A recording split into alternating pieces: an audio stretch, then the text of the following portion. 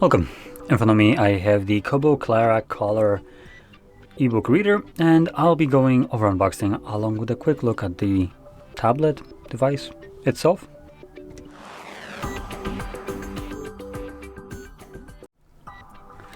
So anyway, let's just get straight into this. Let's see, do we have something to cut through?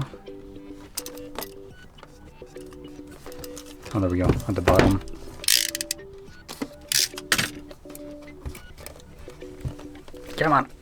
Come on, there we go. Okay, so there it is. Now this is a 6-inch device. There we go.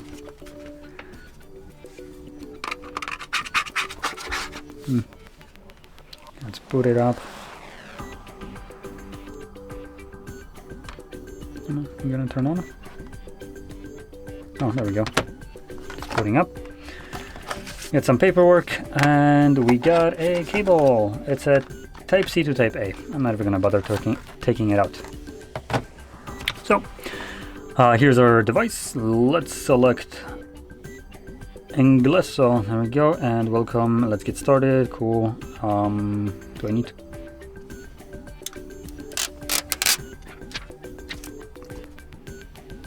Seriously? Can I just like not select the network? Smart devices, you just got to love them. Anyway, let me just connect to it. Because smart devices are so smart that they can't connect with, or they can be set up without a network. Okay, there we go. So like I mentioned, this is a 6-inch display right here. It has a resolution of 1448 by 1072 pixels. That's actually pretty sharp display right here.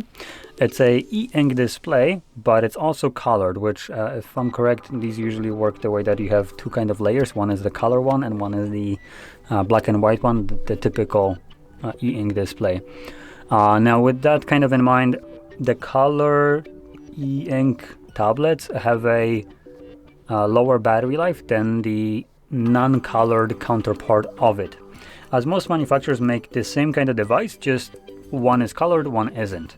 I don't know if this specific one has a non-colored option, but considering they actually pointed out right here that this is a color version, something tells me that there just might be a KOBO Clara that is just non-color.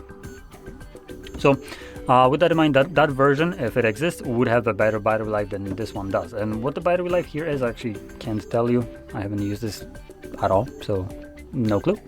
But I know that it comes with a 16 gigabytes of built-in storage. It comes with 512 megabytes of RAM. Well, that is kind of low.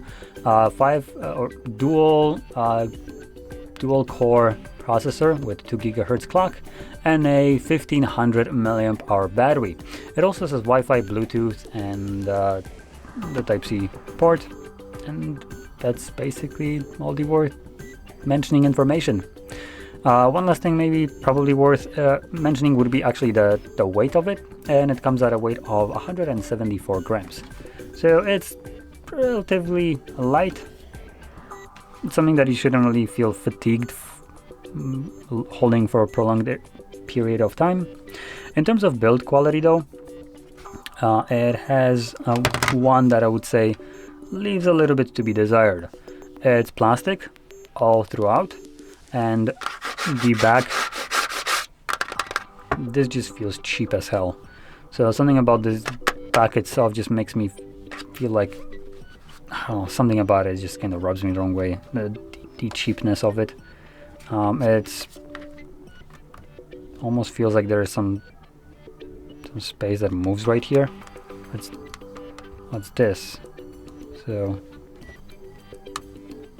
I don't know, something. It feels like it's just very cheaply produced. So yeah, not the biggest fan of such a poor quality of devices. And while saying about the quality of it, let's talk about the price. And this is about 200, a little bit below 200 US dollars. So it's not cheap by all means. 200 bucks is can get you basically Kindles, no problem, I'm pretty sure. though I don't think Kindles are colored, now that I think about it. So I guess that's one thing to keep in mind. Kindles, there might be colored ones, I haven't actually checked in a while. So yeah, biggest gripe here is the quality of it. Just feels underwhelming. I would think that this needs a little bit better quality for the price, in my opinion. Something that just makes it feel a little bit more robust, because at this point it just feels like a toy almost, rather than a ebook reader. I would say that I would not even feel very comfortable, though it is solid. Like if I try to squeeze it, there's no cracking or anything like that.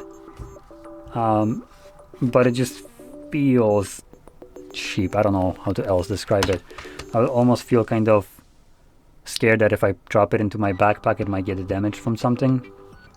And one more thing, it doesn't come with any kind of case for it, so obviously if you drop it like so, if there is something that's gonna start puncturing the screen, then it's gonna start puncturing the screen. And this usually, though I don't know if it's the case right here, is a plastic display.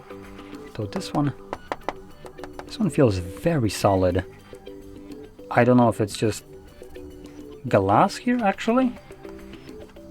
I don't think it's glass, but it feels much tougher than what I usually experience on a ebook reader. So this is actually one thing that I do want to point out right here as a positive in terms of quality. But anyway, this basically sums it up. So if you found this very helpful, don't forget to hit like, subscribe, and thanks for watching.